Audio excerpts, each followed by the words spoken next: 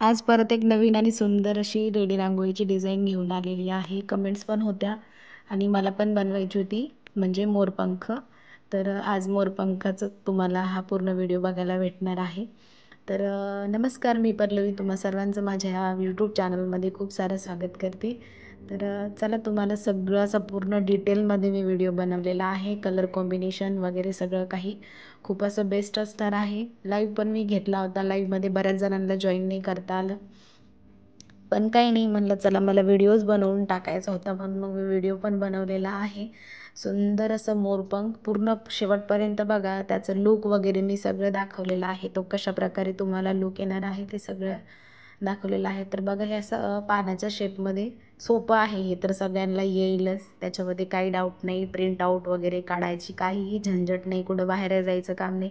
हे एक common shape आहे जो की सगळ्यांना येतो. झाडाचं पान कोणालाही काढता येतं आणि जरी नाही काढता आलं तरी काहीतरी तर काही आपल्या घरामध्ये अशा शेपचं काहीतरी सापडतं. तर त्या शेपनुसार तुम्ही हे घेऊ शकता.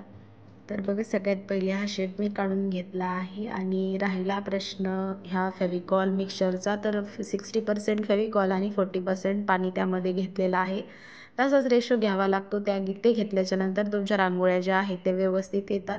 आणि ज्यांना कुणाला तरीही बघितल्याशिवाय समजणार नाही, तर चॅनलवर व्हिडिओ पण आहे की फेविकॉल आणि पाणी कसं मिक्स करायचं. तो व्हिडिओ तुम्ही बघून हा जो फेविकॉल आणि पाण्याचं मिश्रण जे आहे ते तुम्ही बनवू शकता.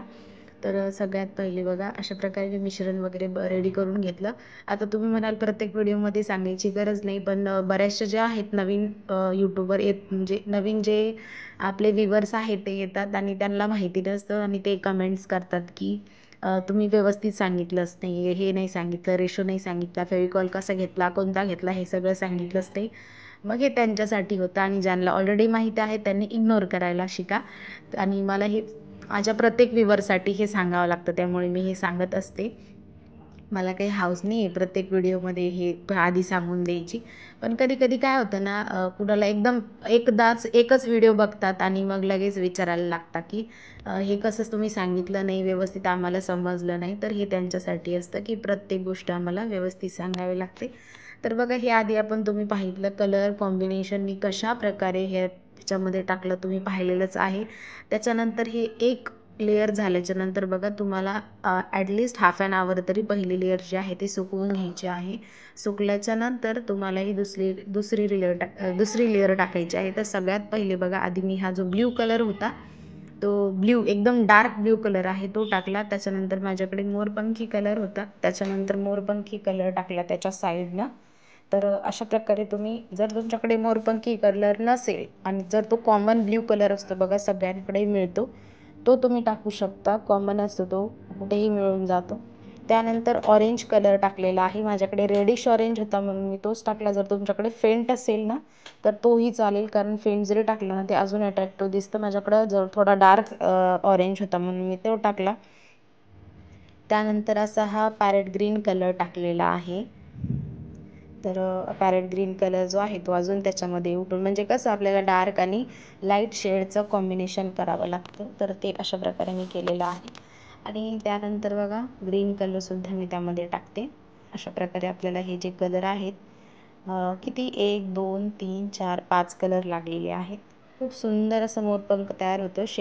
व्हिडिओ शेवटपर्यंत बघा, म्हणजे मग तुम्हाला लूकसुद्धा दिसेल की ते कशाप्रकारे कसे अरेंज करायचे, कुठे ठेवायचे, हे सगळं तुम्हाला कळून जाईल. तर बघा, हे अशा प्रकारे मी ह्या दोन्हीही लेयर ज्या आहेत त्याच्यात करून घेतलेल्या आहेत. राहिलेलं आपल्याला झटकून घ्यायचं आहे. तर हे अशा प्रकारे मी हे झटकून घेतलं आणि हे असा सुंदर असा मोरपीस जो आहे तो तयार झालेला आहे. हवं तर तुम्ही याच्या बाजूने लाईट ग्रीन कलरनी, ज्या डार्क ग्रीन कलरवर तुम्ही ह्याच्या रेषासुद्धा देऊ शकता. तर बघा, हे अशा प्रकारे मी ना, आता तुम्ही हे सपोज की ही समई आहे आणि या समईभोवती तुम्ही हे अशा प्रकारे ठेवताय असं इमॅजिन करा. तर समई काढायला माझी वरती होती त्यामुळे मी काढली नाही. पण मग ही अशा प्रकारे तुम्ही असं समजून घ्या की ही समई आहे आणि समईच्या आजूबाजूला हे तुम्ही ठेवलेलं आहे. बऱ्याचशा पूजा वगैरे असतात आपल्या घरी, तेव्हा हे आपल्याला कामाला येणारच आहे. याला तुम्ही समई महिरपसुद्धा म्हणू शकता.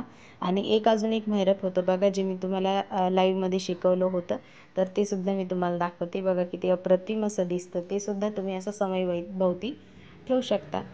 तर आय होप तुम्हाला हा जो मोरपंख आहे आवडला असेल. व्हिडिओ आवडला तर लाईक, शेअर, सबस्क्राईब करायला मात्र अजिबात विसरू नका.